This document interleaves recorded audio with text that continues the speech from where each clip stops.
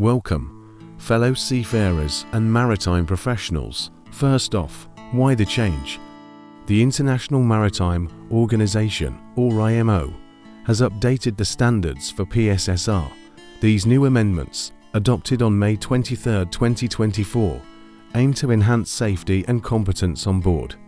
MARINA is now implementing these changes to ensure we all remain compliant with the latest international regulations. The key takeaway is the introduction of two main courses, the updating training on PSSR and a completely revised basic training course. Let's get into the specifics, because the details matter. The guidelines are designed for a smooth transition, but your situation will determine what you need to do. Let's start with guideline number 1. This is for seafarers who have already completed their full basic training course, but haven't applied for their Certificate of Proficiency, or COP, yet. If this is you, listen up. Before you can apply for that COP, you will now be required to take either the new updating training on PSSR or the full revised basic training course. So, that old training certificate alone won't be enough to get your COP issued. You need to get this new PSSR update done first. Now, let's move on to the second guideline, which covers most of us, seafarers who already hold a valid COP in basic training before November 1, 2025. This is where it gets a bit more detailed, so pay close attention.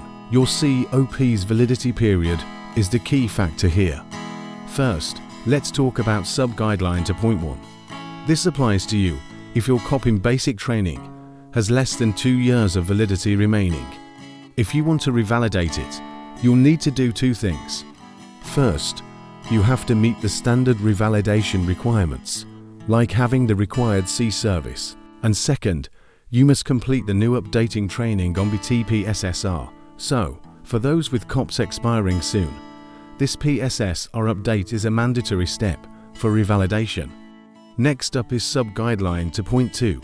For those of you with a bit more breathing room, if your COP in basic training is valid for 2 years or more, you can continue to use your current COP until it expires. That's the good news. However, there's a catch. You are still required to take the updating training on PSSR, and you must carry the Certificate of Training Completion for this update with you at all times. Think of it as a supplement to your existing COP. Port State Control or employers will likely ask for both, so don't get caught without it. What if you're currently on board a vessel when this advisory takes effect? Guideline number 3 has you covered. If you're at sea, you don't need to panic and fly home immediately. You will be required to undergo the updating training on PSSR after you sign off, but before your next embarkation. Alternatively, you can do it right before you apply for the revalidation of your COP in basic training, whichever comes first. The point is, you must complete it before your next contract starts. Now, for those whose COP in basic training has already expired, or for new seafarers applying for their very first BT COP, guideline number 4 is for you. In this case, the simple updating course is not an option. You will be required to undergo the full revised basic training course. This new, comprehensive BT course includes all the latest amendments, including the updated PSSR module. This ensures that new entrants and those re-entering the workforce are fully up to date from day 1. The advisory also places responsibility on our employers. Guideline number 5 is directed at manning agencies and shipping companies. They are now required to ensure that every seafarer they deploy has completed the necessary updating training of PSSR and holds a valid COP. This means your agency will be checking for this new training certificate before you can join a vessel. It's a shared responsibility to maintain compliance and safety. Finally, let's look at the long-term picture with guideline number 6. This sets a firm deadline, effective January 1st, 2026, completing either the updating training of PSSR or the revised basic training will become mandatory for all seafarers joining seagoing vessels. There will be no exceptions after this date. This is the hard cutoff, so it is best to plan ahead and get your training sorted out well before 2026 to avoid any last-minute rush or delays in your employment. So, let's quickly recap the key points. If your COP is expiring soon, you need the update to revalidate. If you have over 2 years of validity, you still need the update and must carry the certificate. If you're on board, you must complete it before your next contract. If your COP is expired or you're a new applicant, you must take the full revised BT course.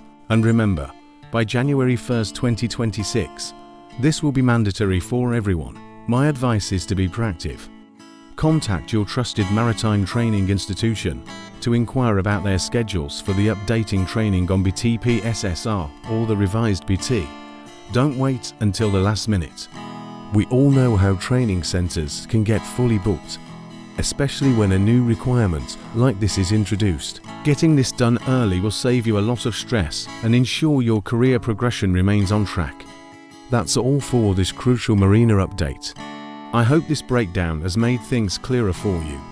Navigating these regulations is a key part of our profession, and staying informed is our best tool. If you found this video helpful, please give it a thumbs up and share it with your fellow seafarers.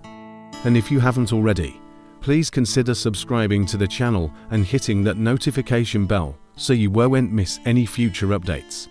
Stay safe out there, and fair winds and following seas to all of you. Thanks for watching.